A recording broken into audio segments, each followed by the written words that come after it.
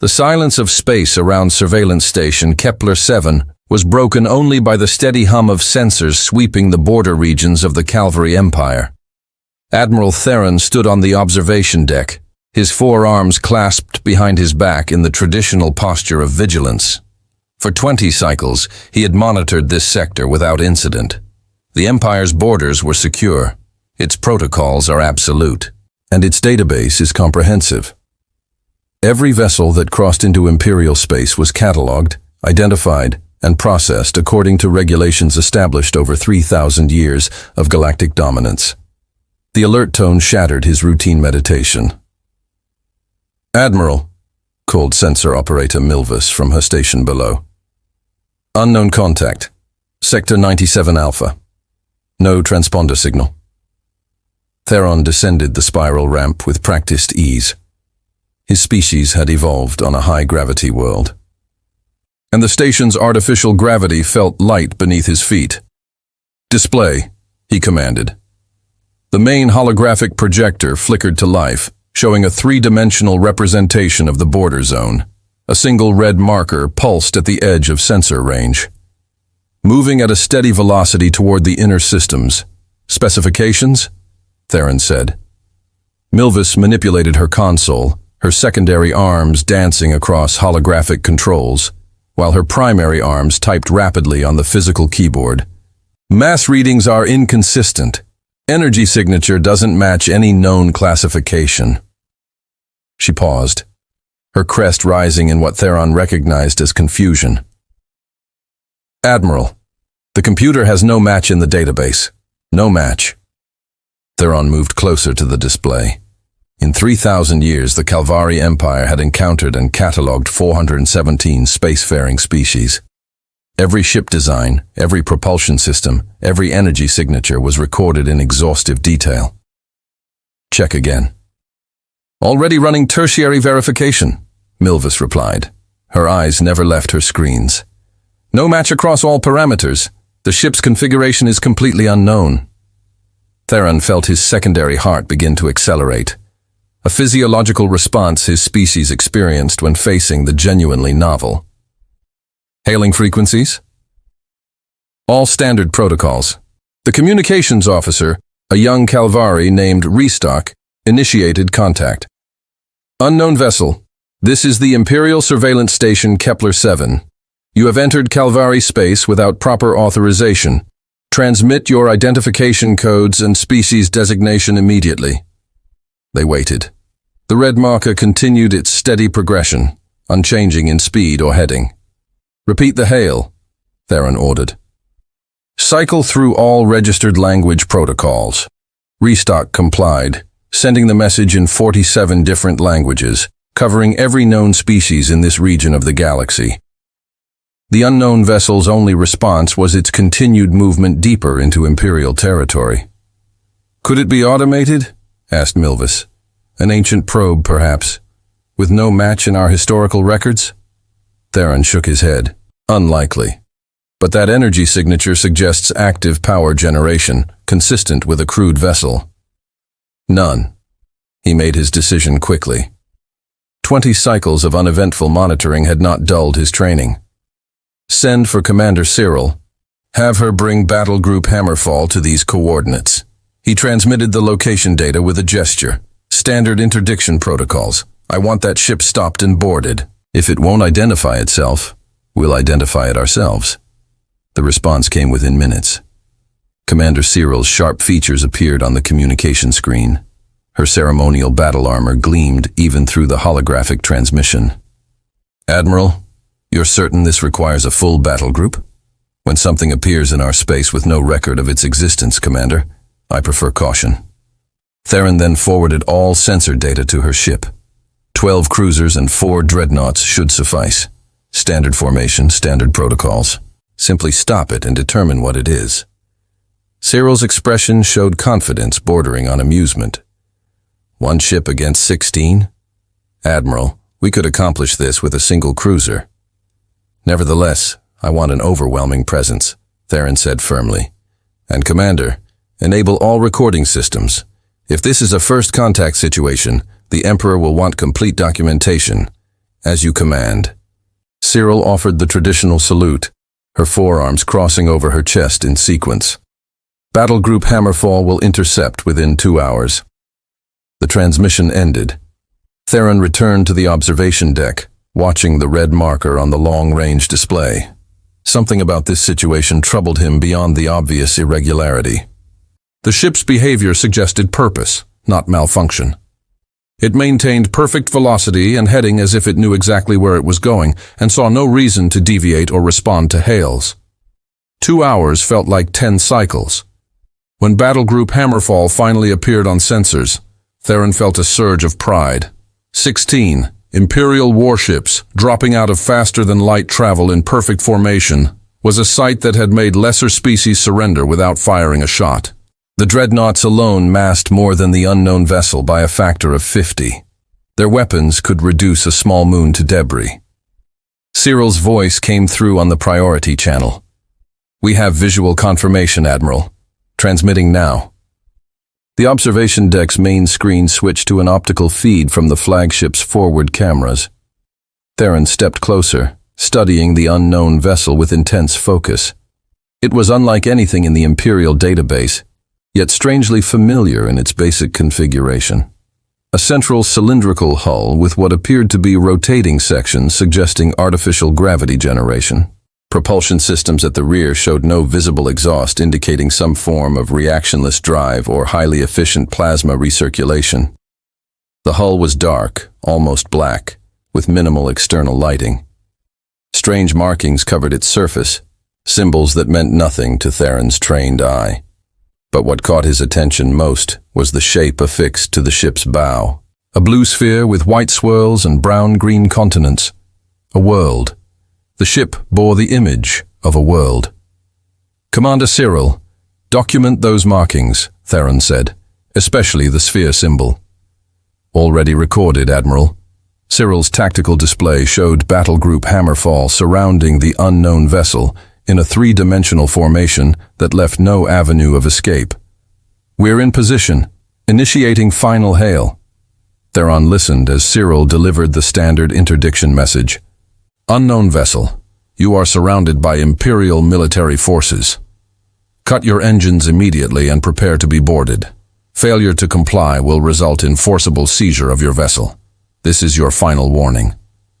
The unknown ship continued forward, unwavering. "No response," Cyril reported. "Recommend activation of tractor beams." Theron hesitated for only a moment. "Proceed. Disable their engines if they resist, but I want that ship intact."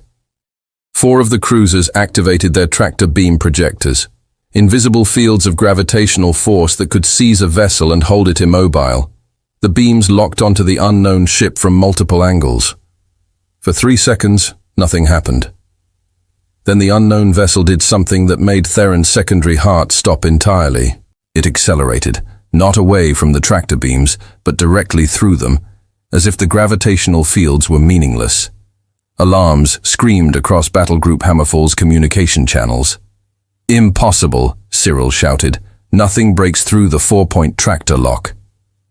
The unknown ship rotated on its axis with a grace that should have been impossible for its mass, presenting what Theron now recognized as weapons ports. They didn't glow with the familiar charge of plasma cannons or particle beams. They were dark, simple mechanical openings. All ships, evasive. Cyril's order was cut short. The unknown vessel fired, but it didn't fire energy weapons. Theron watched in disbelief as solid projectiles launched from the ship at velocities that made his tactical computer scream warnings. Kinetic, rounds, but moving at speeds that approached relativistic percentages. The Empire had abandoned such primitive weapons millennia ago. The first cruiser took a hit to its engine section. Not a devastating explosion, but a surgical strike that severed the connection between the power core and the drive systems. The cruiser went dark, tumbling in space. Life support intact, but propulsion gone. "Return fire," Cyril commanded. 12 ships opened fire simultaneously. Plasma bolts and particle beams converged on the unknown vessel from every angle. enough firepower to vaporize a space station. The unknown ship simply wasn't there.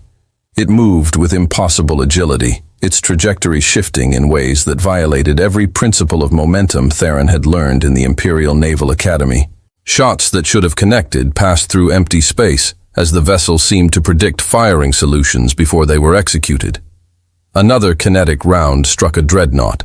This time, Theron saw the precision. The projectile hit exactly where the shield generator connected to the main power grid. The dreadnought's shields collapsed instantly, leaving it vulnerable, but otherwise undamaged.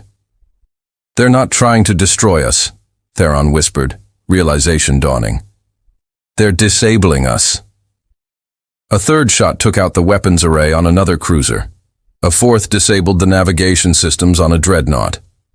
Each strike was perfectly placed, hitting critical systems while carefully avoiding crew quarters and life support. The unknown vessel wasn't fighting to kill. It was fighting to neutralize, and it was winning. Battlegroup Hammerfall's formation dissolved into chaos.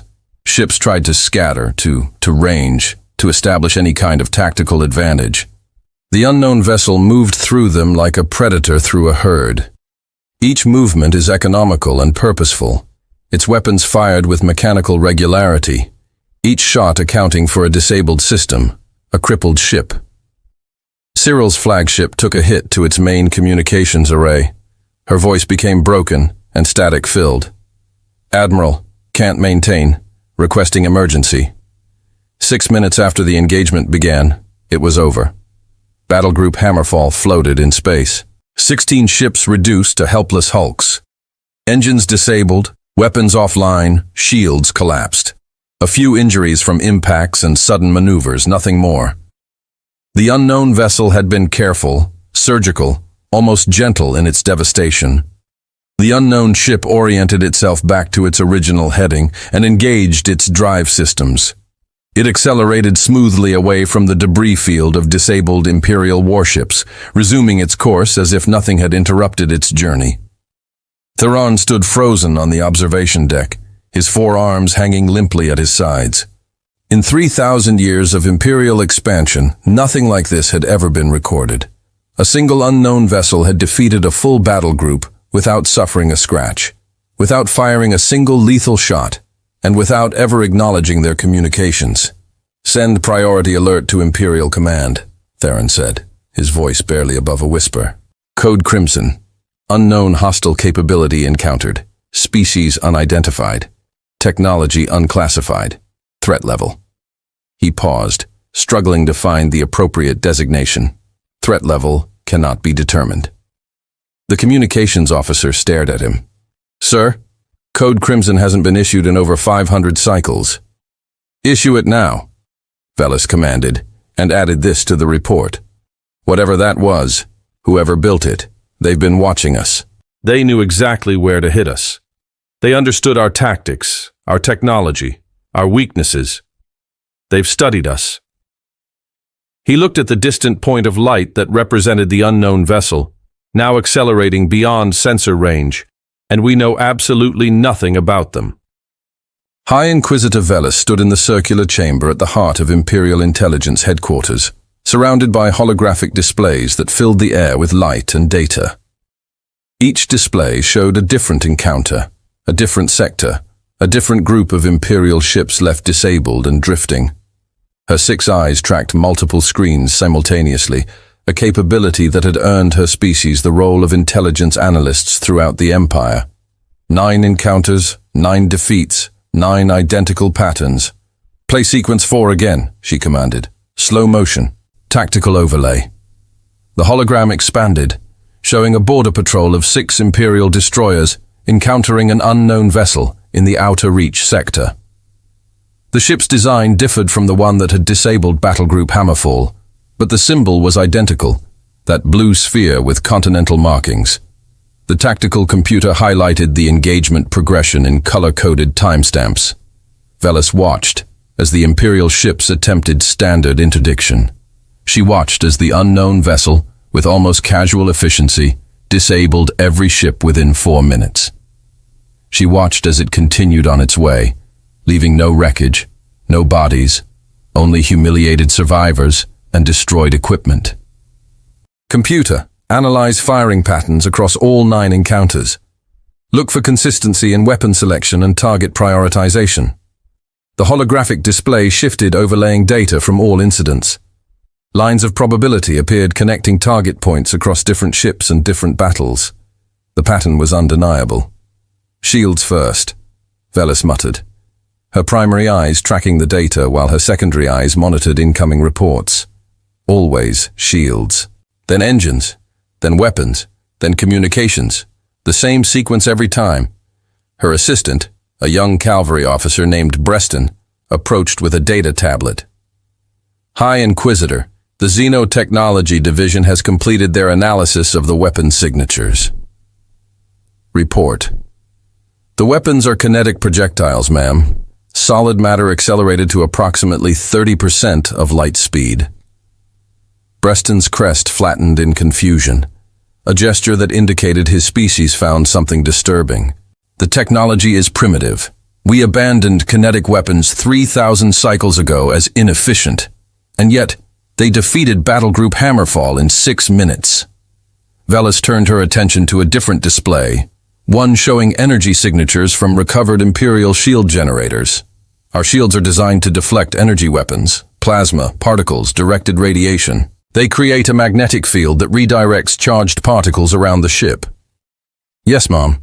Standard Imperial defensive technology, but kinetic projectiles have no charge, Velis continued. They're just mass moving very fast. Our shields barely slow them down.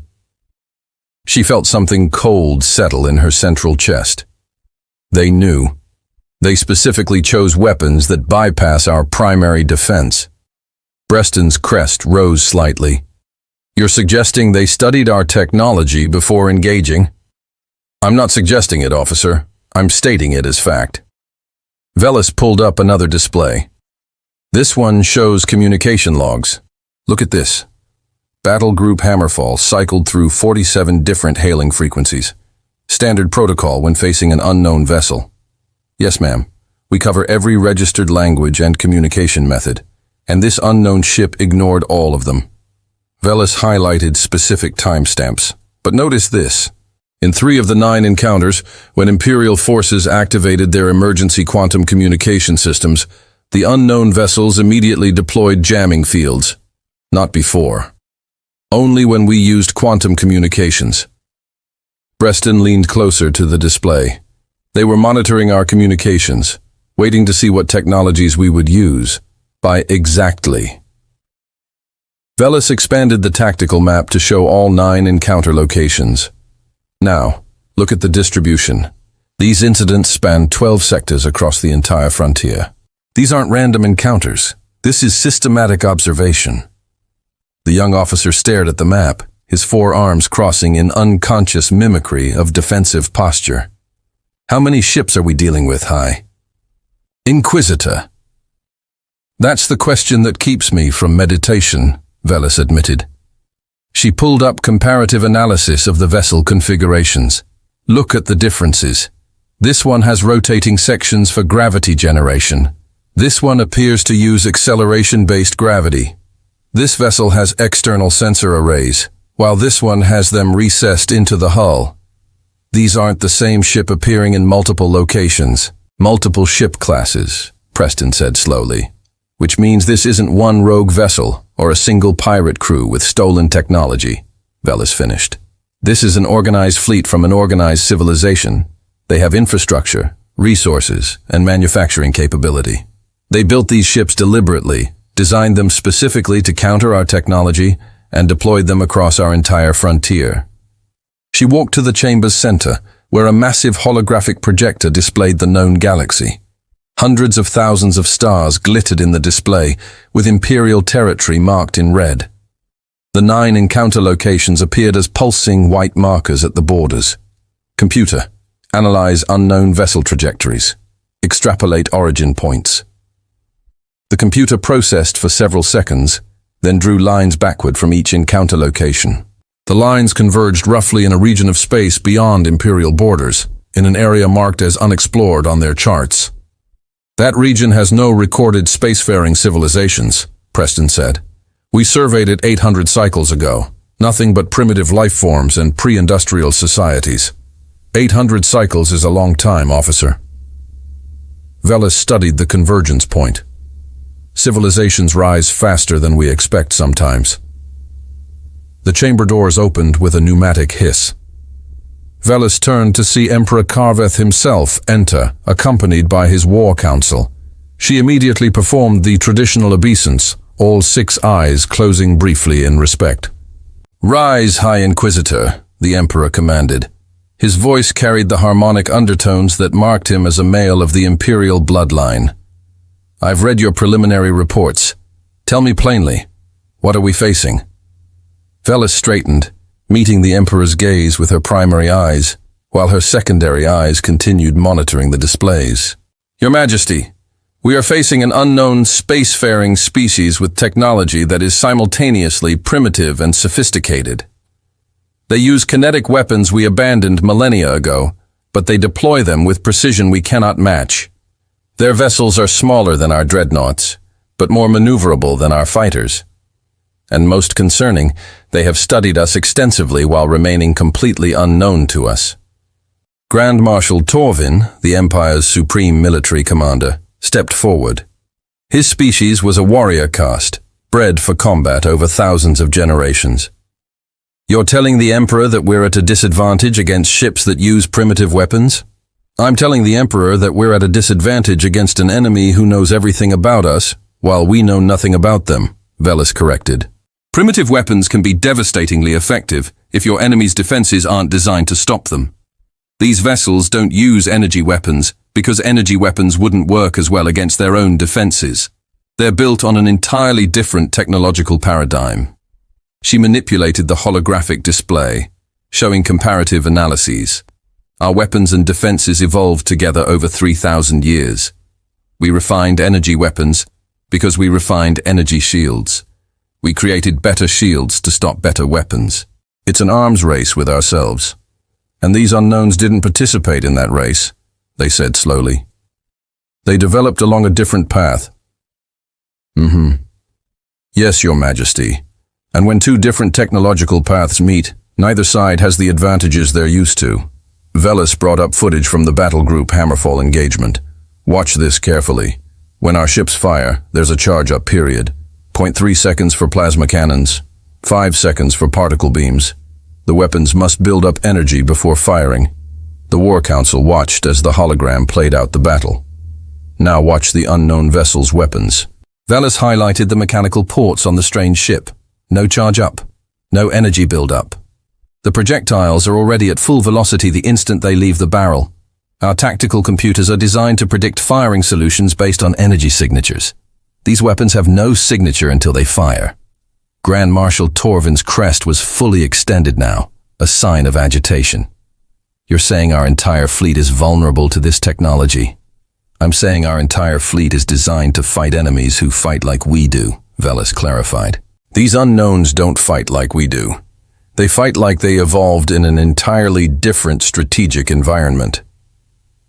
The Emperor circled the holographic display slowly, his long robes trailing behind him. "What do you recommend?" "High Inquisitor." "3 options, Your Majesty. First, attempt peaceful contact. These vessels have not killed anyone. Every engagement has been non-lethal, despite their obvious capability to destroy our ships. This suggests they don't want war. Or it suggests they're toying with us," Torvin growled. "Second option," Velis continued, "avoid them entirely. We mark the regions where they've been encountered as restricted space and maintain distance until we learn more." "Unacceptable," the Emperor said immediately. "The Empire does not retreat from its own borders." "Third option," Velis concluded, "we deploy overwhelming force. Not to destroy them, but to capture one vessel intact. We study their technology, learn their capabilities, and determine who they are and where they come from." The Emperor looked at his war council. "Marshal Torvin, what would you need to accomplish this?" Torvin didn't hesitate. "The Crimson Fleet, Your Majesty. 300 capital ships, our finest commanders, our best technology. If these unknowns appear again, we'll have sufficient force to contain them regardless of their tactical advantages. And if they prove to be more capable than we estimate, the Emperor asked, then 300 ships will give us time to learn, even if we lose some in the process. Torvin's forearms crossed in determination, but I doubt it will come to that. They've only faced small groups so far. A full fleet deployment is a different matter entirely. The Emperor was silent for a long moment, his gaze distant. Finally he spoke. Deploy the Crimson Fleet to the frontier. But Marshal Torvin, your primary objective is not destruction. It's understanding. Disable and capture if possible. Destroy only if necessary. But above all, learn what they are. As you command, Your Majesty. The Emperor turned back to Velis. High Inquisitor, dedicate all resources to identifying this species. Search historical records. Contact our allies in other empires. Investigate that convergence point you identified. I want answers. Yes, Your Majesty. As the Emperor and his war council departed, Velis returned her attention to the holographic displays. Her secondary eyes caught something she hadn't noticed before, a detail in the enhanced imaging from one of the encounters. Computer, enhance Sector 7. Grid coordinates, 447.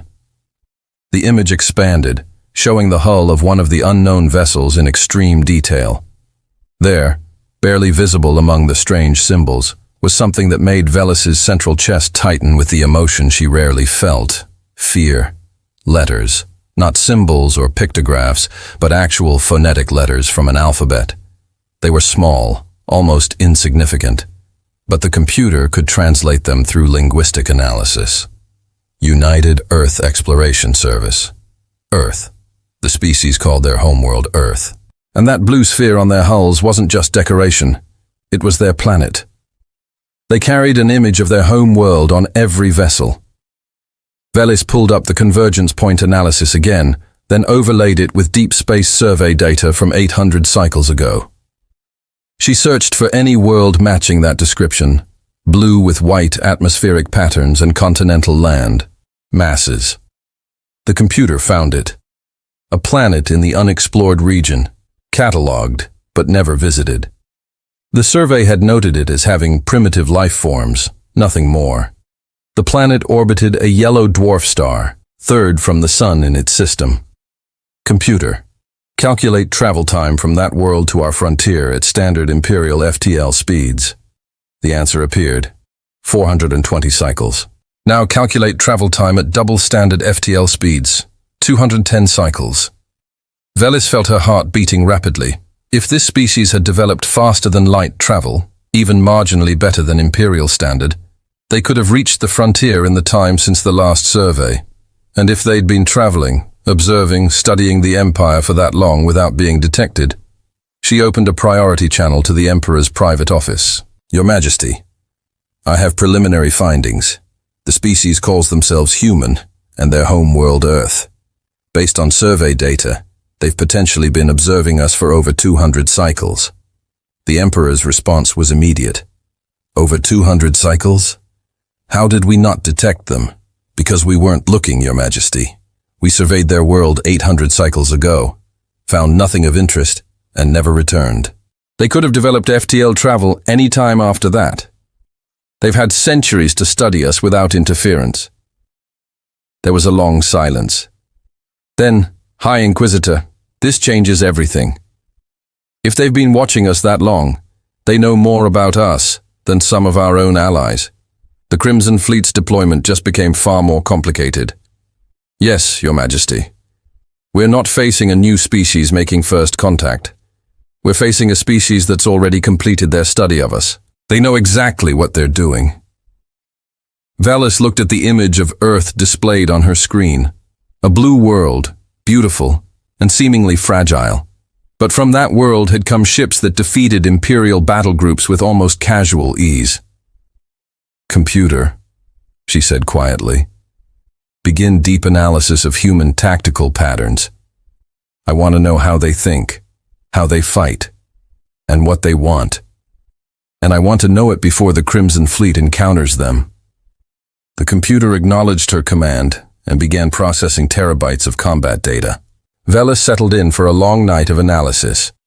Somewhere out in the darkness of space, ships from Earth were traveling, exploring, and apparently defending themselves very effectively. The Empire was about to learn a lesson it hadn't faced in 3,000 years. That being the most powerful civilization in known space didn't mean being the only one capable of challenging that power. Sanctuary 9 had served as a neutral trading post at the edge of Imperial space for over 500 cycles. The station orbited a barren moon in a system claimed by no government, accessible to all species. Its massive rotating rings provided artificial gravity for dozens of different species requirements, and its markets sold everything from common minerals to rare genetic treatments.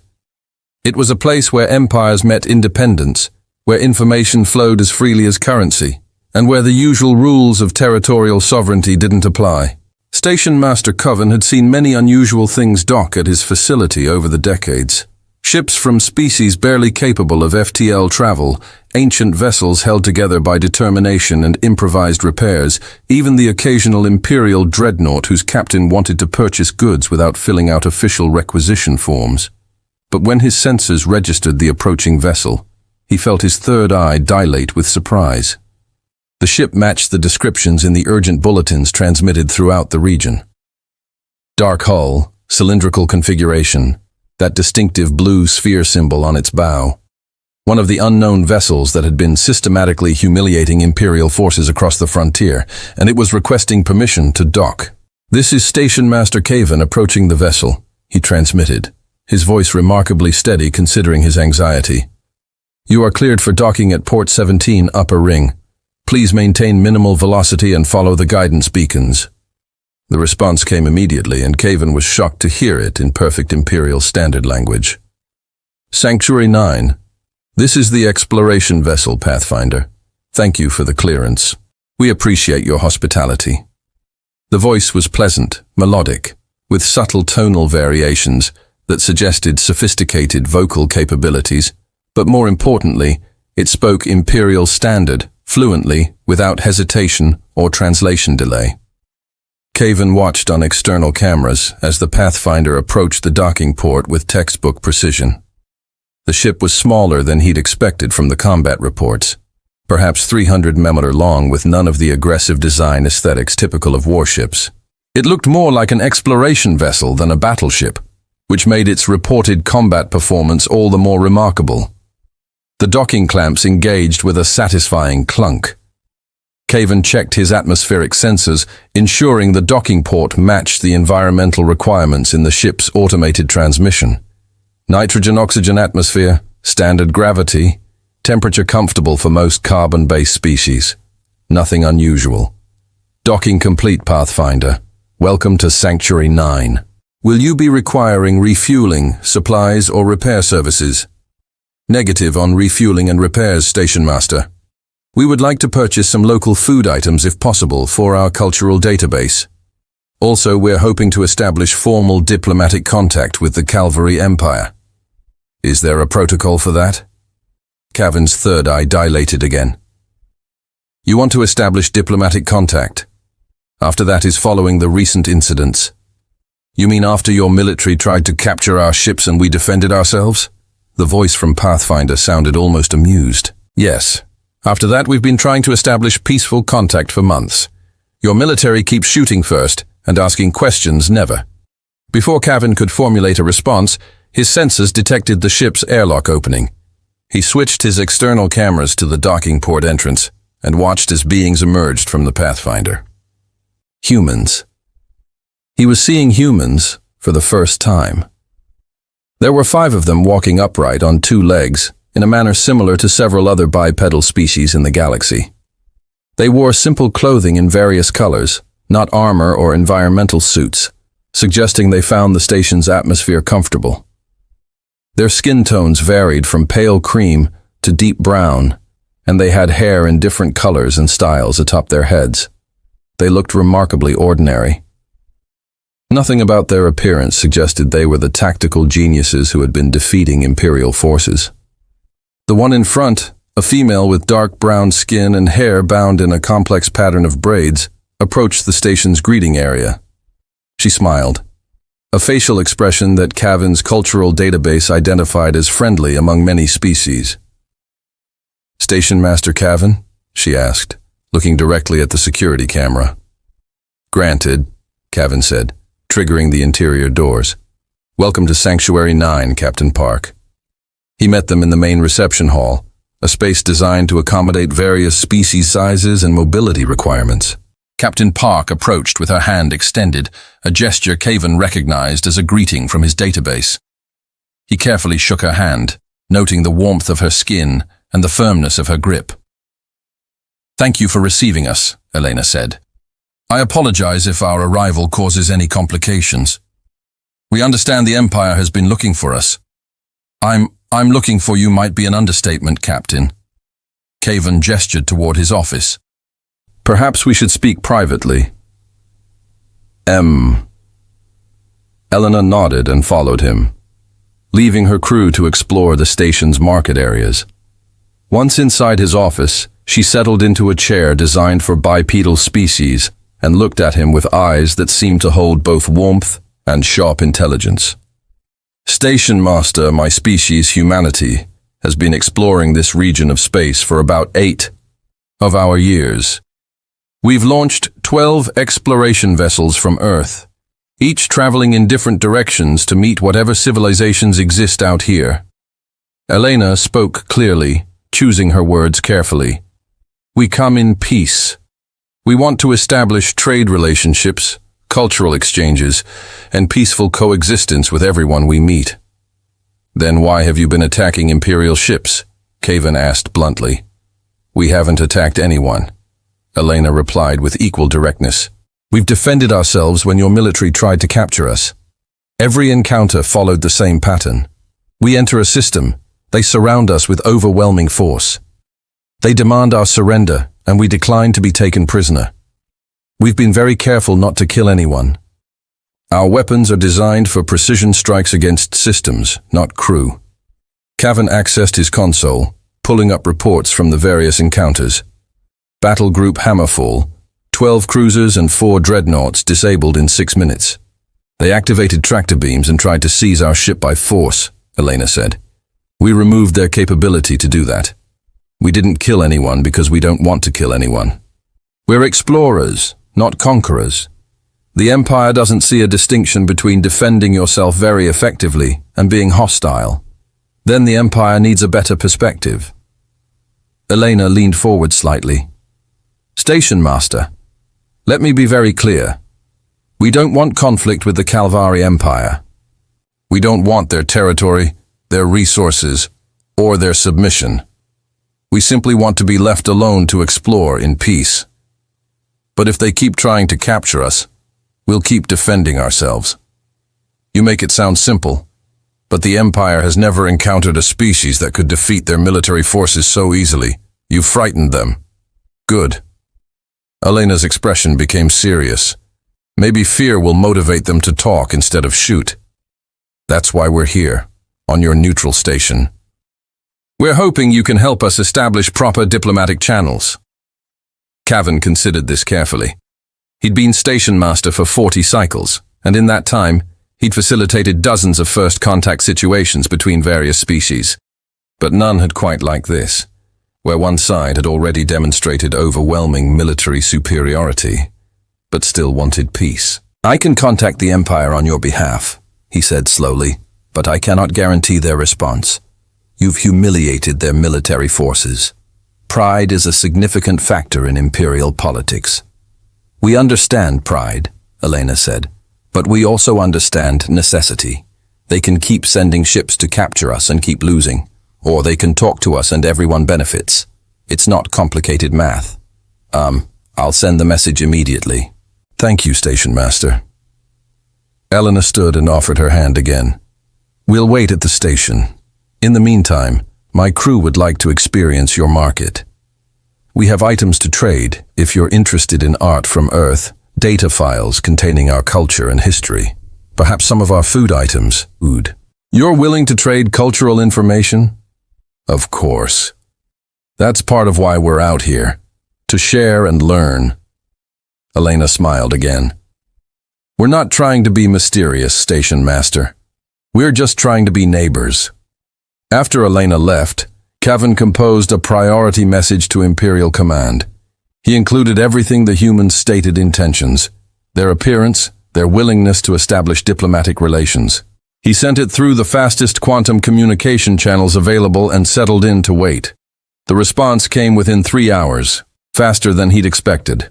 Grand Marshal Torvin himself would be arriving within the day, along with a diplomatic escort that turned out to be 50 Imperial warships. Cavan immediately contacted Captain Park, finding her and her crew in one of the station's restaurants, attempting to eat a Calvaria dish called spiced mushroom clusters, with evident curiosity and some difficulty with the chopstick-like utensils.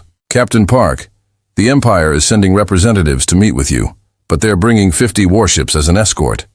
Elena set down her utensils carefully. 50 ships for a diplomatic meeting? The Empire likes to make statements. So do we, Station Master. Elena pulled out a small communication device. Pathfinder, this is Park. Contact the other exploration vessels in range. I think we're about to have a serious conversation. Within 6 hours, 2 more human exploration ships had arrived at Sanctuary 9, the Meridian and the Horizon.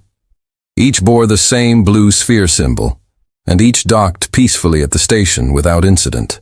When Grand Marshal Torvin's fleet arrived, the sight was intimidating. 50 Imperial warships surrounded the station in a perfect 3-dimensional formation, weapons powered, but not locked on target.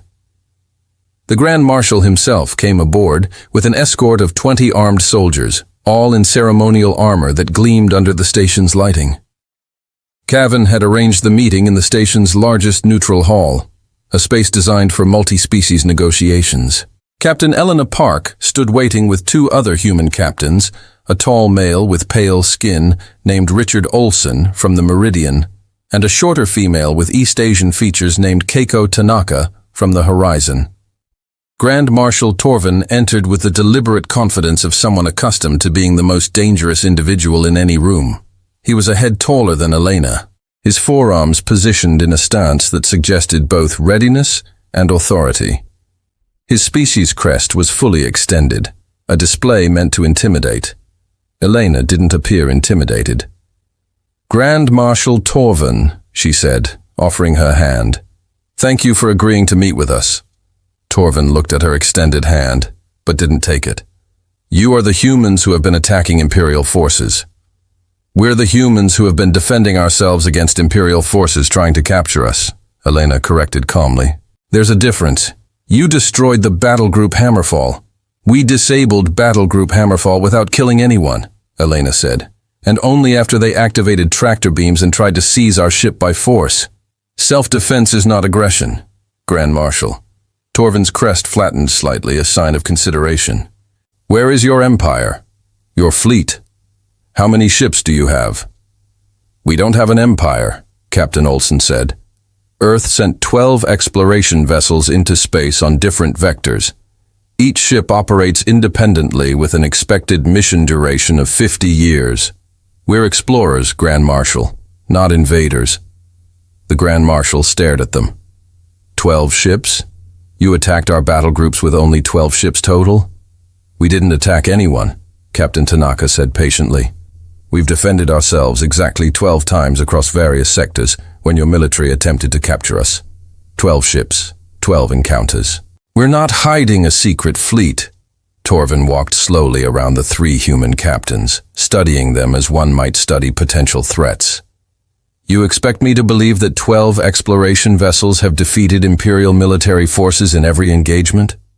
You can believe what you want, Grand Marshal Elena said. But yes, that's exactly what happened. We studied your technology before entering your space. We observed your tactics, your weapons, your defensive systems.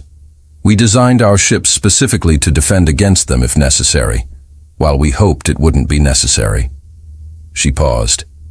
We were disappointed. You were disappointed. Torvin's voice held dangerous undertones. We hoped to make friends, Grand Marshal. Instead, we had to defend ourselves from people who tried to capture us without ever attempting peaceful communication. Yes, we're disappointed. Friends? Torvin's crest rose again. We demonstrate defensive capability and speak of peaceful coexistence, Elena corrected. We could have destroyed every ship we encountered, Grand Marshal. We have weapons capable of that. We chose not to kill anyone because killing is not our objective. Understanding is our objective. Cooperation is our objective. But we will not be captured, imprisoned, or forced into submission by anyone, no matter how large their empire. The words hung in the air between them. Cavan, watching from the side, recognized this as the critical moment when pride and pragmatism would battle for dominance in Torvin's decision-making. The Empire does not negotiate with those who refuse to submit to its authority, Torvin said finally. Then the Empire will continue to lose ships every time it tries to capture us. Elena replied evenly.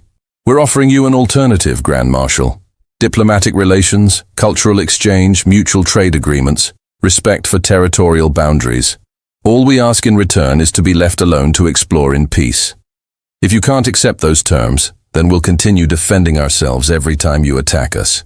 Your choice. Torvin's four arms crossed in sequence, a gesture Cavan recognized as internal conflict. The Grand Marshal had been ordered to establish contact, to learn about these humans, to determine if they posed a threat or an opportunity.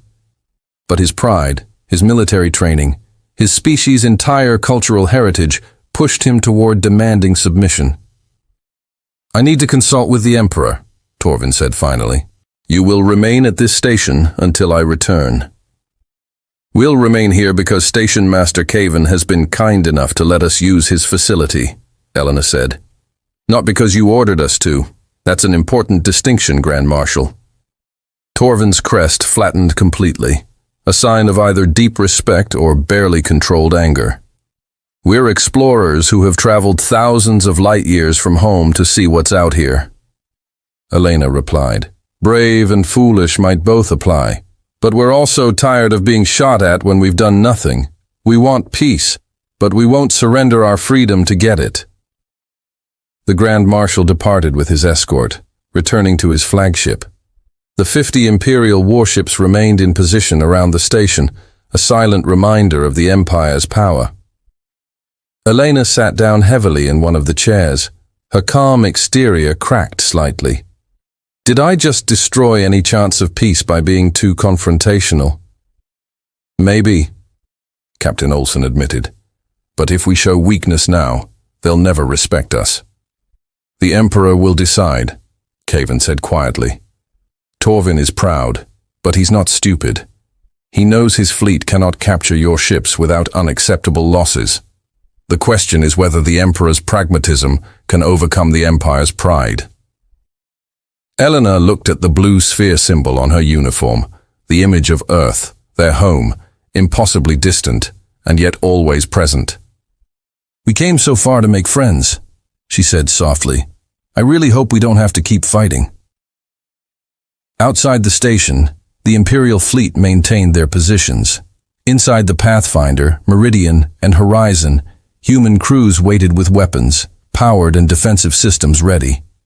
And somewhere in Imperial space, an Emperor prepared to make a decision that would determine whether humanity's first contact with galactic civilization would end in partnership or continued conflict.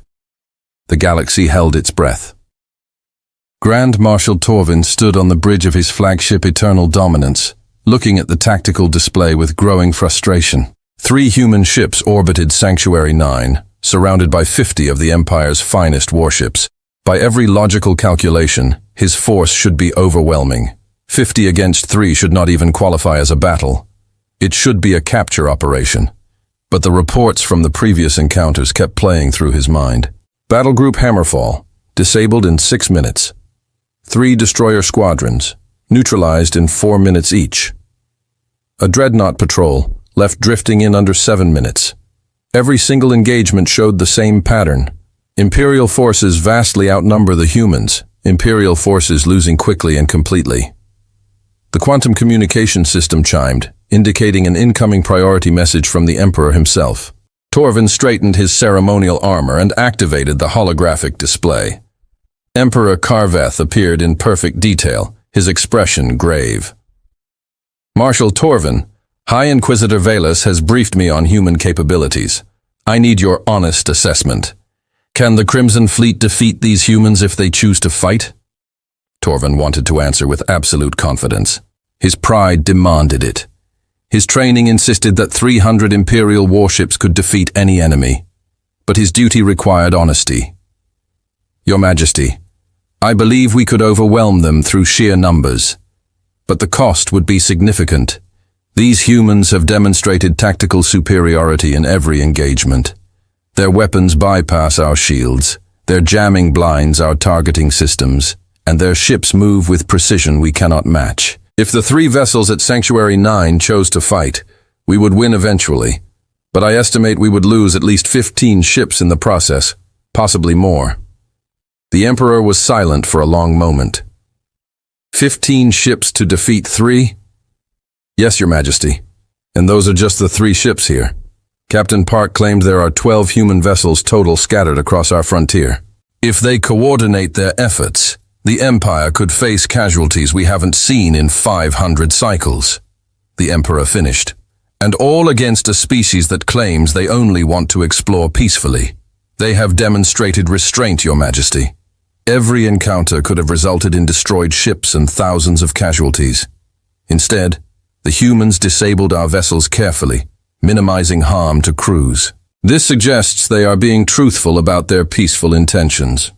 Or it suggests they're showing mercy to an inferior opponent, the Emperor said darkly, which is perhaps more insulting than if they had simply destroyed our forces. Your Majesty, I do not believe they see us as inferior. I believe they see us as potentially dangerous and have prepared accordingly. Their captain spoke of studying our technology, of designing their defenses specifically against our capabilities. This is not the action of primitives or fools. This is the action of a cautious, intelligent species that prepared for the worst, while hoping for the best. The Emperor leaned forward on his throne, forward. What do you recommend, Marshal? I recommend we accept their offer of diplomatic relations, Your Majesty. Not because we cannot defeat them. We likely can with sufficient losses, but because defeating them gains us nothing while allying with them could gain us much. They have technology we don't understand, tactics we don't anticipate, and apparently no hostile intentions beyond self-defense. We should be learning from them, not fighting them. The War Council will say we show weakness by negotiating after defeat. The War Council isn't out here looking at 3 ships that could be a significant portion of this fleet, Your Majesty. I am. And I am telling you that fighting these humans serves no purpose except pride. Pride is important, but survival is more important. The Emperor's expression shifted, showing something that might have been respect. Very well, Marshal. Return to the station. Inform Captain Park that the Empire accepts preliminary diplomatic discussions, but make it clear that we are not surrendering, merely acknowledging mutual interests in peaceful coexistence. Yes, Your Majesty. And if they reject our terms, then you will let them leave in peace. The Empire will mark their known travel routes as diplomatic zones and avoid hostile contact. If we cannot be friends, we will at least not be enemies. Not yet. The transmission ended. Torvin stared at the tactical display for several more minutes, then made his decision. Prepare my shuttle. I'm returning to the station and powering down all the weapons. We're not going to give them any excuse to feel threatened. When Torvin entered the neutral hall again, he found Captain Alana Park exactly where he'd left her, sitting calmly at the negotiation table with her fellow captains flanking her. She stood as he approached, offering that strange hand gesture greeting again. This time Torvin took her hand and shook it. Captain Park, the Emperor, has authorized me to begin preliminary diplomatic discussions with humanity. The Mount Empire acknowledges your right to exist peacefully within this region of space and proposes establishment of formal communication channels to prevent future misunderstandings. Alana's face showed relief. That facial expression humans use to indicate positive emotions. Thank you, Grand Marshal. That's all we've wanted from the beginning. Open communication, mutual respect, and peaceful coexistence. However, Torvin continued, the Empire requires certain assurances. We need to know the location of your homeworld, the extent of your territory, and confirmation of your military capabilities. The Emperor will not proceed with negotiations while facing an unknown number of potential threats. That's reasonable, Alana said. She pulled out a small data device and placed it on the table. This contains coordinates for Earth, our home world. It's approximately 12,000 light-years from here in a region you call the Outer Spiral.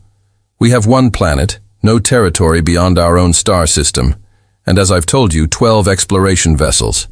That's our complete military capability, 12 ships designed for exploration and self-defense. Torvin stared at the data device. You're giving us the location of your homeworld? Just like that? Why wouldn't we? We're not trying to hide. We're trying to make friends. You want to know where Earth is?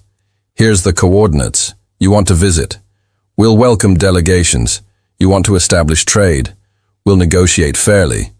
This isn't complicated, Grand Marshal. And if the Empire decided to invade Earth, Elena's expression became serious.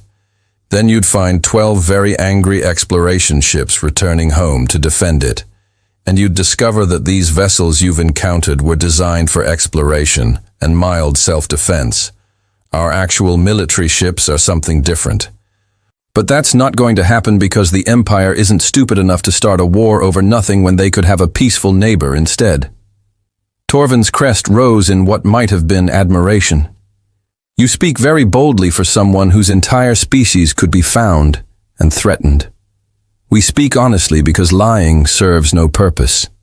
Yes, if your entire empire decided to destroy Earth, you probably could. You have millions of ships, billions of citizens, resources we can't match. But it would cost you. It would cost you significantly. And at the end, you'd have gained nothing except a dead planet and a lot of destroyed ships. Or you could have friends, trading partners and allies who know things you don't know and can do things you can't do. Which sounds more valuable to you? Captain Olson spoke up. Grand Marshal, let me share something from human history. About 400 years ago, Earth was divided into nearly 200 separate nations. We fought wars constantly. We nearly destroyed ourselves 3 times with weapons that could have made our planet uninhabitable. We were stupid, violent, and self-destructive. And yet you survived, Torvin observed. We survived because we learned, Captain Tanaka continued. We learned that cooperation achieves more than conflict. We learned that different cultures can coexist and benefit from their differences. We learned that the vast universe is big enough for everyone to find their place without taking someone else's place. It took us a long time to learn those lessons, Grand Marshal, and we paid a terrible price for that education. So, when we finally reached the stars, Elena concluded, we promised ourselves we wouldn't make the same mistakes out here that we made on Earth. We would approach every species we met with open hands instead of closed fists. We would defend ourselves if necessary, but we would always try for peace first. Torvin sat down across from them, a gesture that indicated willingness to negotiate on equal terms. Your species has an interesting philosophy, Captain Park. But philosophy doesn't always survive contact with reality. The galaxy is not a peaceful place. We know. We've been observing for years before we ever entered your space. We've seen conflicts, wars, territorial disputes. We've watched the Empire expand through force and intimidation. We've studied how you negotiate from positions of strength and expect submission from smaller species. Elena leaned forward. Elena. Elena, Elena, Elena, Elena, Elena, Elena, Elena. But we're not a smaller species, Grand Marshal. We're different, and different doesn't mean weaker. You've made that point very effectively. We didn't want to make that point. We wanted to make friends. But when your people kept trying to capture us, we had to demonstrate why that was a bad idea. We don't enjoy defeating your military forces, Grand Marshal. It doesn't make us happy or proud. It makes us sad because it represents a failure of communication. Torvin found himself in unfamiliar territory. He'd negotiated with dozens of species in his career, always from a position of overwhelming Imperial superiority. Those negotiations typically involved the other species agreeing to Imperial terms while receiving minor concessions in return. But these humans negotiated as equals, offering transparency while expecting nothing except respect in return. It was refreshing in a way he hadn't expected. "Very well, Captain Park. I will recommend to the Emperor that we proceed with formal diplomatic relations. We will establish an embassy at a mutually agreed location, exchange cultural representatives, and negotiate trade agreements. In return, the Empire requests that your exploration vessels notify Imperial border stations when entering our space and follow standard traffic protocols. We can agree to that. We have no problem following reasonable regulations as long as they don't involve surrendering or being captured. And the Empire will officially acknowledge human sovereignty over your home system and your exploration vessel's right to travel freely through unclaimed space. That's very generous, Grand Marshal. Thank you." Torvin stood, and the 3 human captains stood with him. "I must return to Imperial space and make my formal report. But Captain Park, before I leave, I have a question. Of course, your ships are designed for exploration, you say. But they defeated our military forces with ease. What would your actual military ships be capable of? And won." Elena smiled. That expression that showed teeth in what should have been threatening but somehow wasn't. "Grand Marshal, let's hope you never need to find out. Our military stays home protecting Earth. You're dealing with our peaceful explorers. I think that tells you everything you need to know about why we prefer diplomacy." Torvin felt his secondary heart accelerate. That physiological response his species had to genuine uncertainty. These humans, with their strange technology and stranger philosophy, had just politely informed him that what they'd shown so far was their restrained, peaceful side. "I believe I understand, Captain Park. Safe travels to you and your crews." As Torvin returned to his flagship, he composed his report to the Emperor. The humans were unlike any species the Empire had encountered. They combined advanced technology with peaceful intentions, military capability with diplomatic preference, and strategic thinking with genuine openness. They were simultaneously threatening and welcoming, powerful and humble.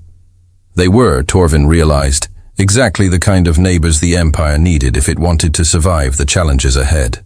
The Crimson Fleet departed Sanctuary in a 9 inches perfect formation, leaving the 3 human vessels orbiting the station peacefully. As they jumped to faster-than-light travel, Torvin allowed himself a moment of satisfaction. First contact could have been a disaster. Instead, it had become an opportunity.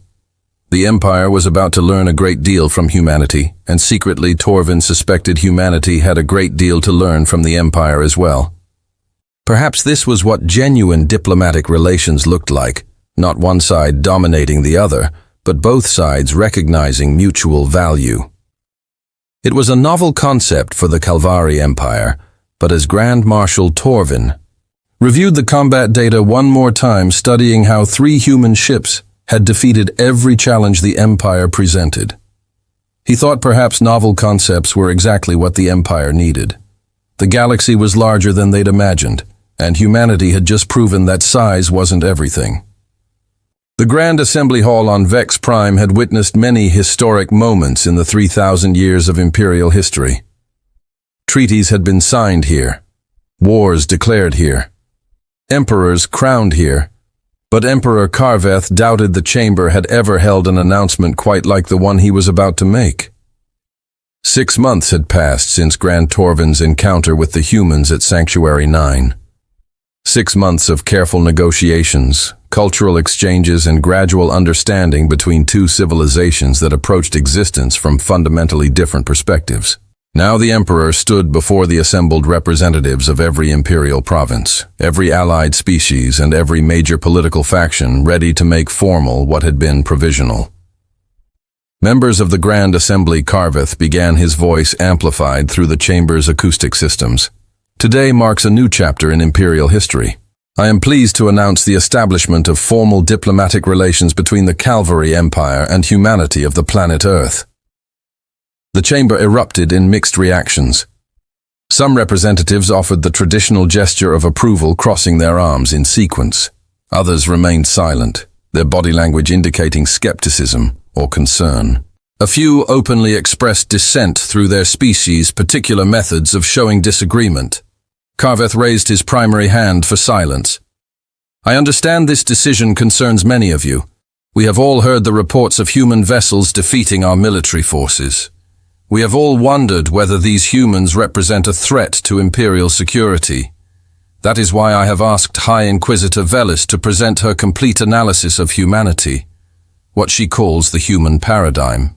After hearing her findings, you will understand why this diplomatic relationship serves the Empire's best interests. High Inquisitor Velis stepped forward. Her 6 eyes tracked different sections of the assembly simultaneously. Multiple holographic displays activated around her, showing images, data, and analysis compiled over 6 months of intensive study. Representatives of the Empire, Velis began. I have spent the past 6 months studying humanity with every resource at my disposal. I have analyzed their history, their technology, their culture, and their biology. What I discovered challenges many of our assumptions about how spacefaring civilizations develop. The first hologram displayed an image of Earth, that blue sphere with white clouds and green-brown continents. It rotated slowly, looking deceptively peaceful. Earth is what xenobiologists classify as a death world. Its gravity is 1.2 times Imperial standard. Its atmosphere is highly reactive. Oxygen concentrations high enough to support rapid combustion. Its weather systems are violent and unpredictable, capable of producing winds that exceed 200 km/h. Its tectonic plates are active, causing earthquakes and volcanic eruptions regularly, and perhaps most significantly, it hosts an ecosystem filled with apex predators that evolved alongside humanity. The hologram shifted to show various Earth animals, a large feline with prominent teeth, a massive reptile with powerful jaws, a bear standing on its rear legs, easily twice the size of an average human. Humans evolved as prey animals, Velis continued. Their ancestors were hunted by creatures larger, stronger, and faster than themselves. Humanity survived not through superior strength, but through superior intelligence, and one particular evolutionary advantage, endurance. A new image appeared, showing a human running across open terrain. Humans are persistence hunters. They evolved to chase prey over distances of 40 to 50 kilometers, running for hours until their target collapsed from exhaustion. No other species on Earth can match human endurance at long distances. This evolutionary trait shaped everything about them. Representative Corvin, a military specialist from the northern provinces, stood to speak. High Inquisitor, how does the ability to run long distances explain their tactical superiority? An excellent question, Representative. Velis pulled up combat footage from the various encounters. Watch how human ships move during engagements. They don't seek quick victories. They maintain distance. They observe.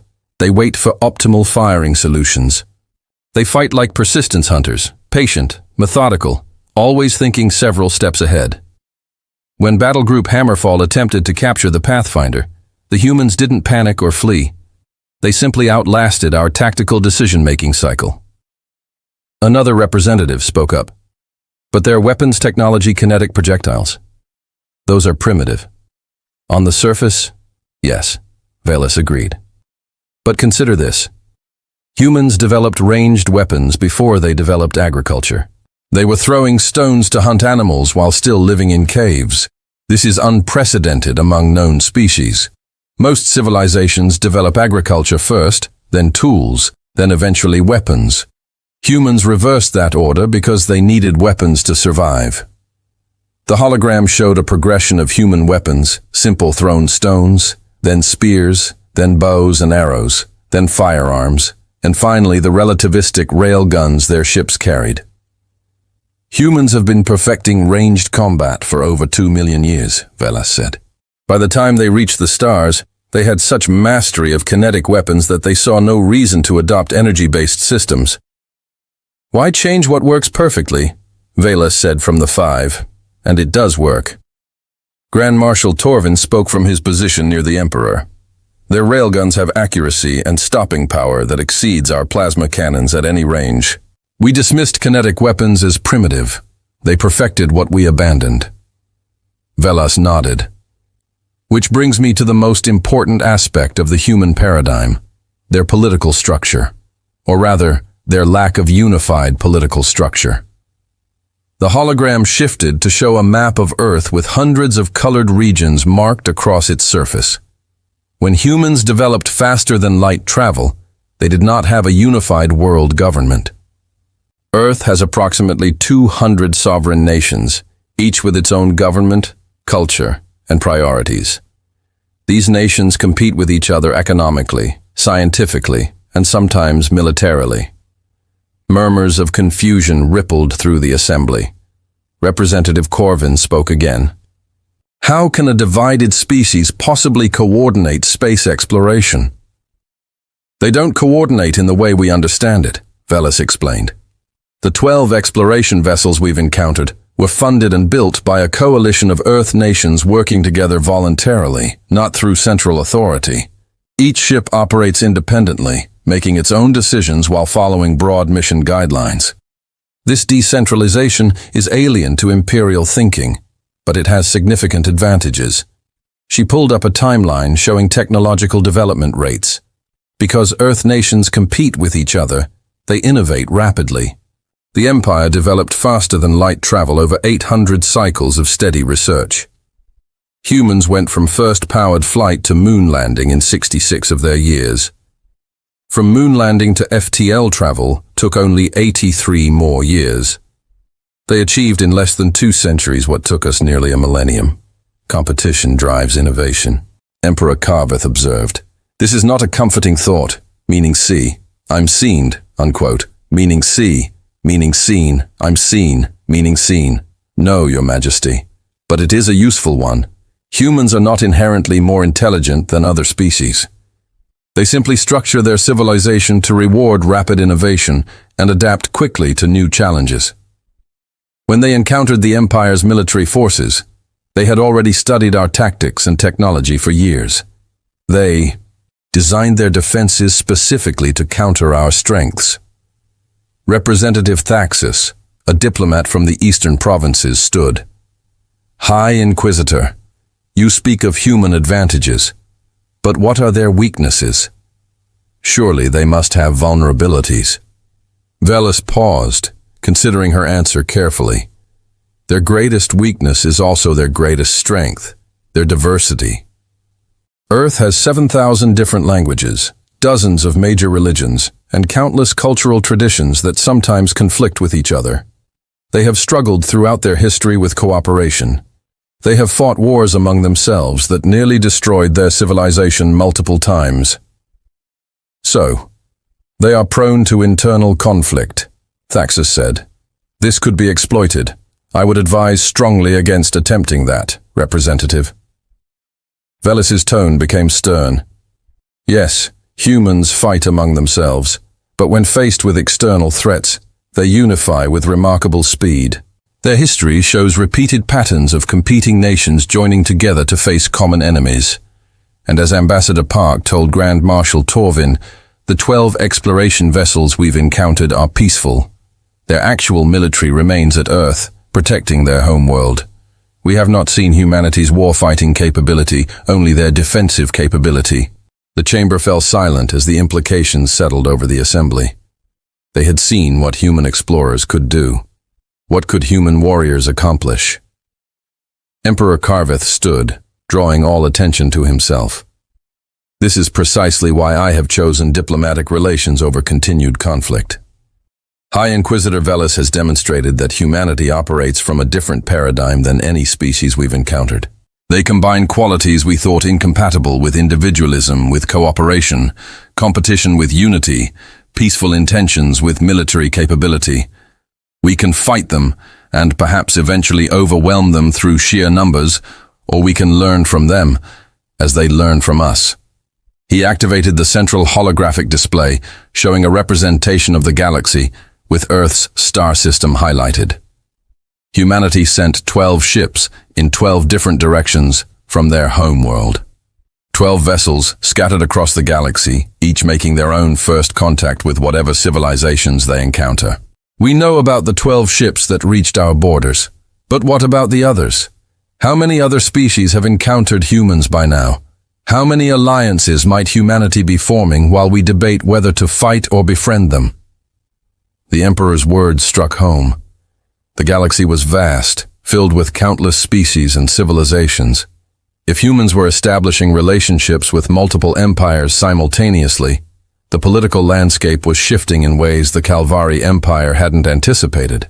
I propose we see humanity not as a threat to be eliminated, but as a partner to be cultivated. Karveth continued. They have technology we don't understand. They have tactical approaches we don't anticipate. They have perspectives shaped by a death world and a fragmented political structure that somehow survived to reach the stars. We can learn from them, and in return, we can teach them about the galaxy they're exploring, the dangers they don't know exist, and the opportunities for cooperation that benefit us all. A holographic display activated showing Captain Elena Park's face. I have invited Ambassador Park to address this assembly via real-time communication. She is currently at Earth's embassy on the moon Tyrus. Ambassador Park, can you hear us?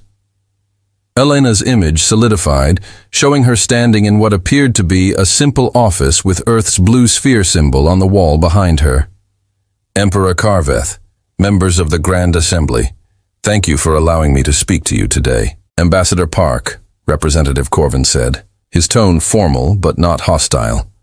My question is direct. What does humanity want from the Galactic Empire? Elena smiled, that human expression of openness and friendliness. Representative Corvin, we want what any neighbor wants from another neighbor. Respect for our sovereignty, fair trade relationships, cultural exchange, and peaceful coexistence. We didn't come to your space to conquer or colonize. We came to explore, to learn, and to meet the other intelligent species that exist out here among the stars. You speak of peace, yet you defeated our military forces, another representative challenged. We defended ourselves when your military tried to capture us by force, Elena corrected. We've been very careful not to kill anyone. Every engagement could have ended in destroyed ships and thousands of casualties. We chose non-lethal approaches because killing is not our goal. Freedom is our goal. We will defend our right to exist peacefully, but we prefer to build friendships instead of making enemies. Representative Thaxus spoke again. Ambassador, please forgive my directness, but many in this chamber are concerned. Your 12 exploration vessels defeated every Imperial force they encountered. What guarantee do we have that humanity won't become aggressive once you establish a stronger presence in this region? Elena's expression became serious, thoughtful. Representative Thaxus, I can't give you guarantees about what humanity will or won't do 100 years from now. I can only tell you about who we are now and what we value. Earth nearly destroyed itself 3 times in our history. We created weapons that could make our planet uninhabitable. We fought wars that killed millions of people. We were stupid and violent and self-destructive. She paused, making sure she had the Assembly's complete attention. But we survived those mistakes because we learned from them. We learned that cooperation achieves more than conflict. We learned that different cultures can coexist and benefit from diversity instead of fearing it. We learned that the universe is big enough for everyone to find their place without taking someone else's place. When we finally reached the stars, we promised ourselves we wouldn't repeat Earth's mistakes out here. So you're saying humanity has transcended its violent nature? Emperor Karveth asked. No, Your Majesty. I'm saying we understand our violent nature and actively work against it. We're not peaceful because violence is foreign to us. We're peaceful because we know exactly how destructive violence can be, and we choose a different path. That choice becomes easier when we meet species who are willing to talk instead of shoot first. The Emperor nodded slowly. Ambassador Park, if the Empire were to face a genuine threat not from humanity but from some other source, Would humanity consider alliance? Would you fight alongside us? Elena was quiet for a moment, considering her words. Your Majesty, that's a hypothetical question that depends on many factors, but I can tell you this. Humans understand what it means to stand with friends against threats. If the Empire proved itself to be a genuine friend to humanity, and if a threat emerged that required mutual defense, then yes, I believe Earth would honor that friendship with action. We don't abandon our allies. Even though the Empire tried to capture your ships and only accepted diplomatic relations after you proved too difficult to defeat. Elena's smile returned. Your Majesty, every friendship starts somewhere. Some begin easily, some begin with misunderstandings that need correction. What matters isn't how the relationship starts, but how both sides choose to move forward. You're choosing to move forward with diplomacy and mutual respect. So are we. That's a good foundation. Representative Corvin stood again.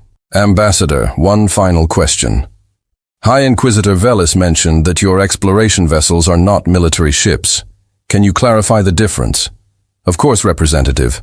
The 12 vessels you've encountered were designed for long-term exploration missions. They're self-sufficient, well-defended, and capable of handling most threats they might encounter. But they're primarily scientific and diplomatic vessels, crewed by, explorers, scientists, and diplomats. Elena paused. Earth's actual military remains at home, protecting our planet and our star system. Those ships are purpose-built for combat, not exploration.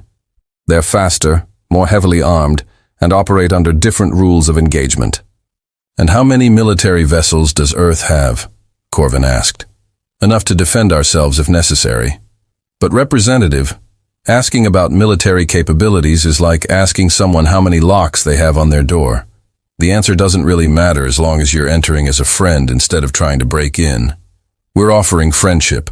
We hope you'll accept it without needing to know every detail of our defensive capabilities. The Emperor laughed, a deep, harmonic sound. Well said, Ambassador Park. You have diplomatic instincts that would serve you well in Imperial politics. Thank you, Your Majesty. Though I suspect Imperial politics are significantly more complex than anything I'm used to. Earth's 200 nations arguing with each other is chaos enough.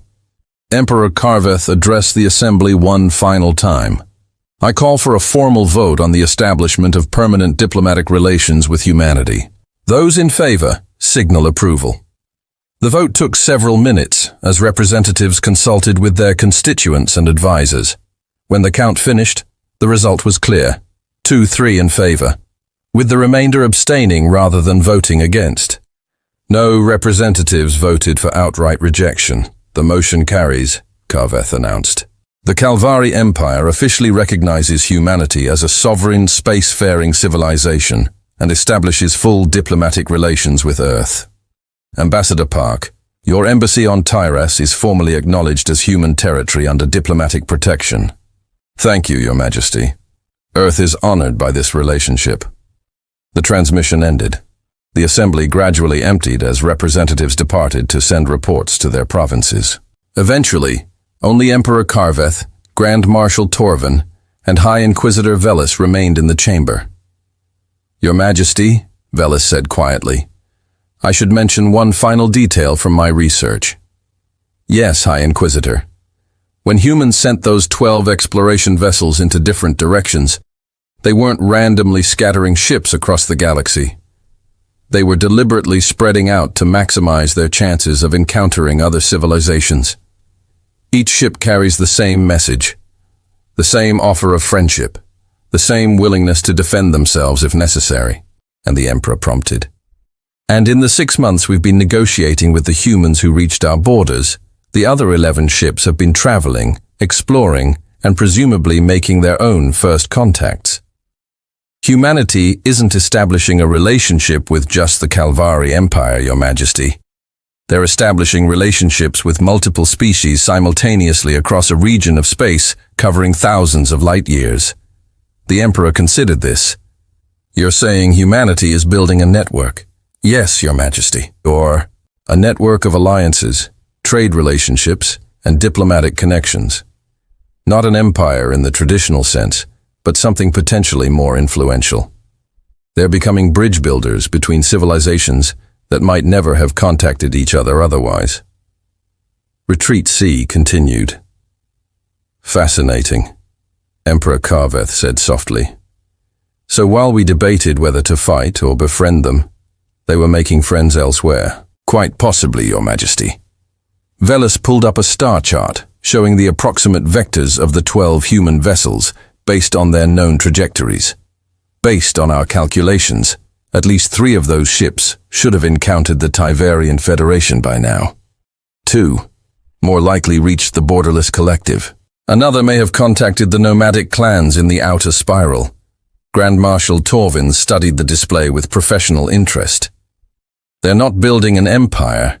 They're building a coalition, without even intending to, perhaps. Veles agreed. Each ship operates independently, making its own diplomatic decisions.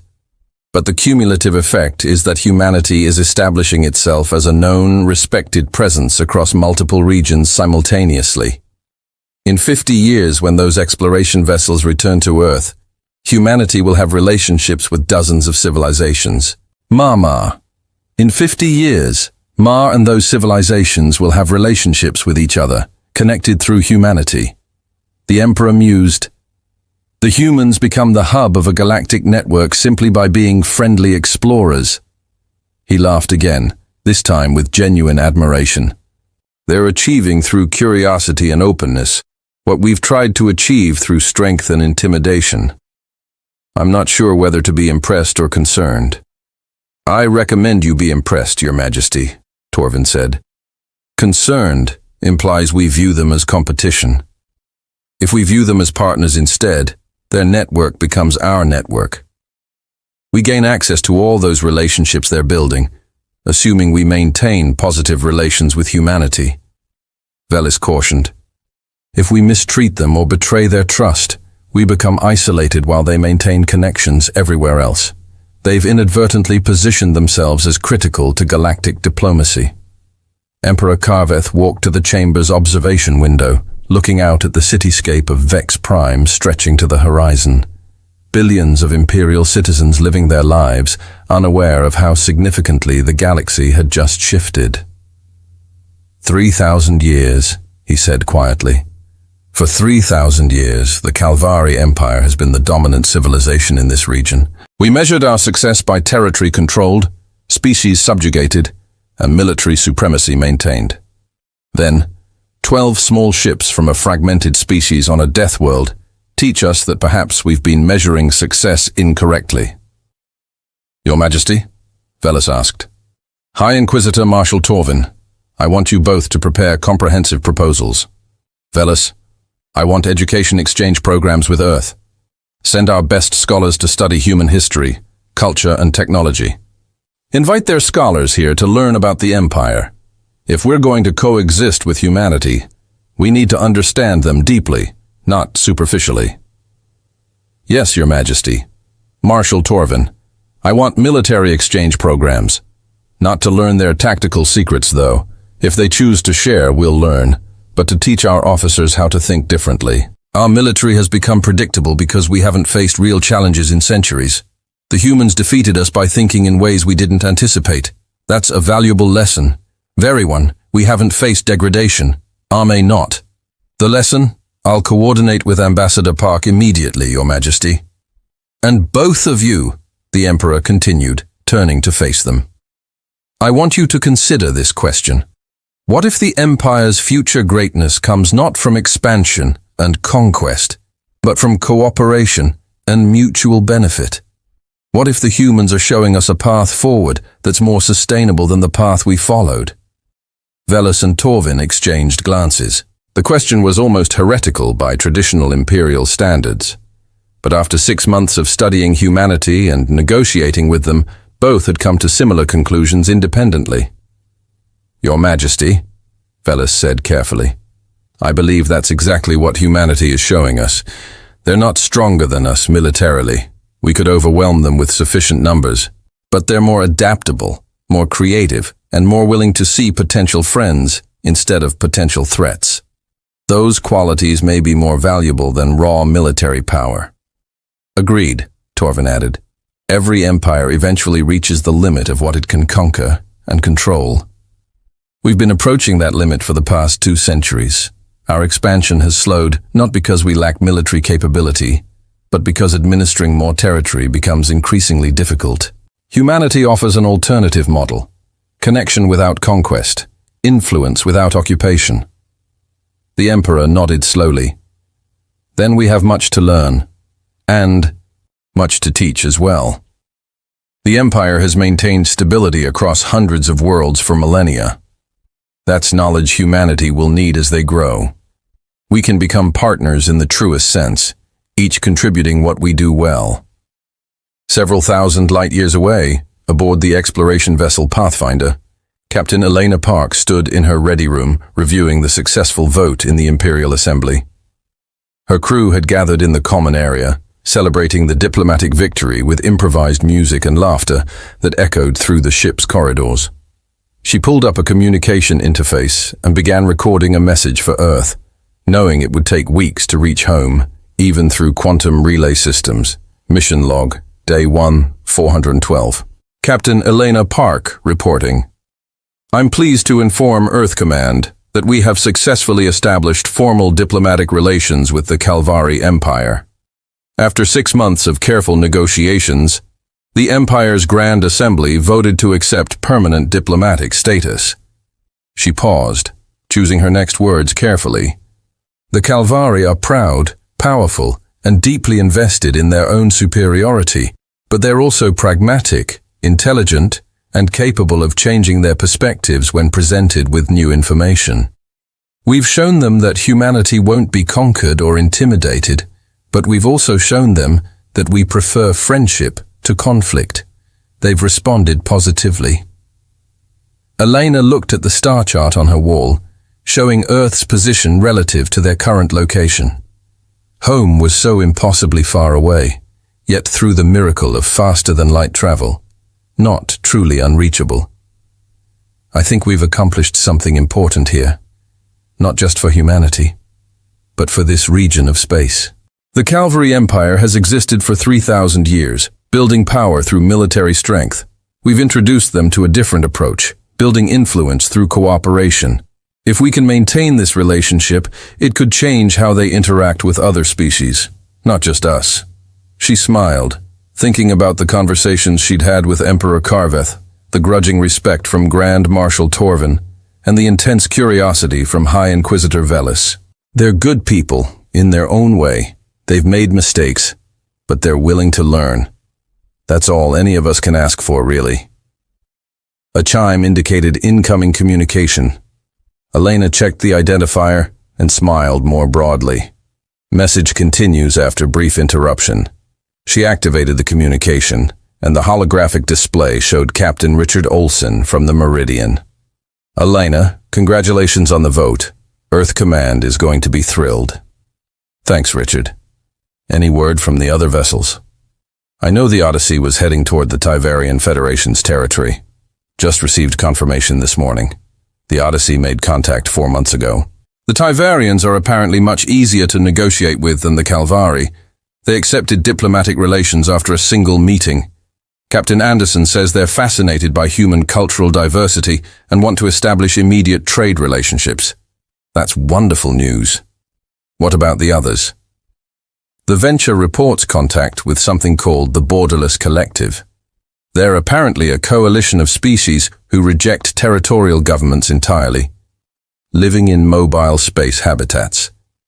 They love humanity's decentralized political structure. They think we're kindred spirits. Elena laughed. Of course we'd find space anarchists and get along with them immediately. That's very human. The Pioneer is still in deep exploration with no contacts yet. But the Seeker found a pre-FTL civilization and is observing from a distance per our protocols. The Wayfinder encountered a species called the nomadic clans, who apparently migrate through space seasonally. They're negotiating trade agreements based on meetings at specific times and locations. So at least half our vessels have made successful contact with other civilizations. Elena felt a surge of pride. We're actually doing it. Richard, humanity is becoming part of the galactic community. We are.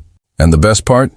Every civilization we meet gets a slightly different impression of humanity based on which ship they encounter first. The Calvary got you diplomatic, patient, willing to fight but preferring not to. The Tiverians got Anderson, academics, curious, focused on cultural exchange. The Borderless Collective got Martinez on the venture independent, anti-authoritarian, suspicious of large governments. So, they're seeing humanity's diversity rather than a single unified face, Elena said thoughtfully. That might actually work to our advantage. Nobody can stereotype us if every human they meet is different. Exactly. We're not presenting ourselves as a monolithic empire because we're not one. We're humans, complicated, contradictory, and somehow making it work anyway. After the communication ended, Elena returned to her message for Earth Command.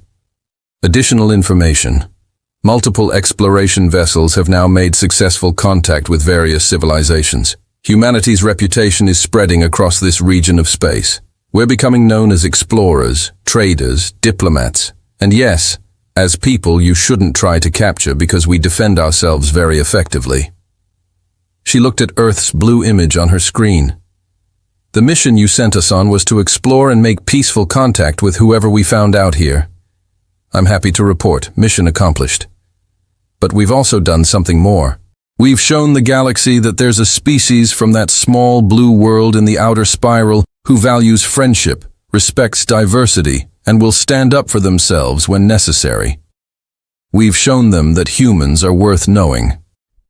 Elena paused, emotion creeping into her voice despite her professional demeanor. I miss Earth. I miss home. But I'm proud of what we're accomplishing out here. We left Earth as explorers, but we're becoming ambassadors. We're building bridges between civilizations that might never have connected otherwise. We're proving that humanity belongs among the stars.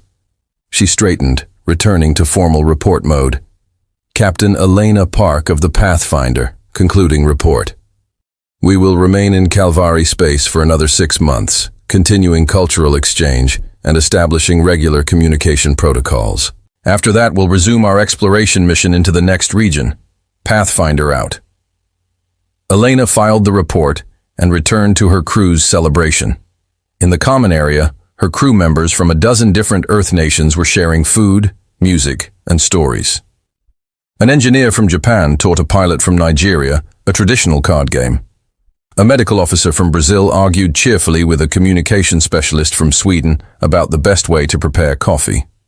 A navigator from Australia challenged a weapons officer from Canada to a game of darts using a magnetic board on the wall. This was humanity, Elena thought. Not perfect, not unified, sometimes frustratingly disorganized, but fundamentally good at finding ways to connect across differences. If they could maintain that spirit while exploring the galaxy, humanity would do just fine among the stars. Her first officer, Commander James Chen, approached with 2 drinks in hand. Captain, I think this calls for a toast. We just made history. Elena accepted the drink gratefully. We did. But you know what? I think this is just the beginning. The Empire voted to accept us today, but real friendship takes time. Real trust takes even longer. We've got years of work ahead to turn this diplomatic recognition into genuine partnership. You sound like you're planning to stay longer than 6 months. I'm planning for humanity to be part of this region of space for centuries, James. What we do now sets the precedent for every human who comes after us. We need to do it right. Chen raised his glass. To do it right, then, to humanity among the stars, and to the friends we're making along the way. To friends, Elena agreed, clinking her glass against his. Above them, through the observation windows, the stars of the Calvary Empire twinkled in the darkness. And among those stars, 11 other human vessels were traveling their own paths, making their own contacts, building their own friendships. 12 ships, 12 different approaches, 12 different stories, all contributing to humanity's first chapter as a spacefaring species among many. Earth had sent explorers into the unknown. Those explorers were returning home not with conquered territory or subjugated species, but with friends, allies, and a network of relationships that would shape humanity's future for generations to come. The galaxy was vast and full of wonders, and humanity was learning that the greatest wonder wasn't discovering new worlds. It was discovering that they weren't alone, and that the beings they met among the stars could become partners in exploring the endless mysteries the universe held. Somewhere in the darkness between stars, 12 small ships carried humanity's hope, curiosity, and willingness to connect across the void. And slowly, steadily, they were proving that a species from a death world who had nearly destroyed themselves could become exactly what the galaxy needed: bridge builders, peacemakers, and friends to all who would accept the offer. Captain Elena Park looked at her crew, celebrating together, and smiled. They'd left Earth uncertain what they would find among the stars. They'd found a possibility. They'd found community. They'd found home, not a place, but a feeling. The feeling of knowing that the universe was full of intelligent life, and most of it was worth knowing. That was worth traveling 12,000 light years to discover, and it was just the beginning.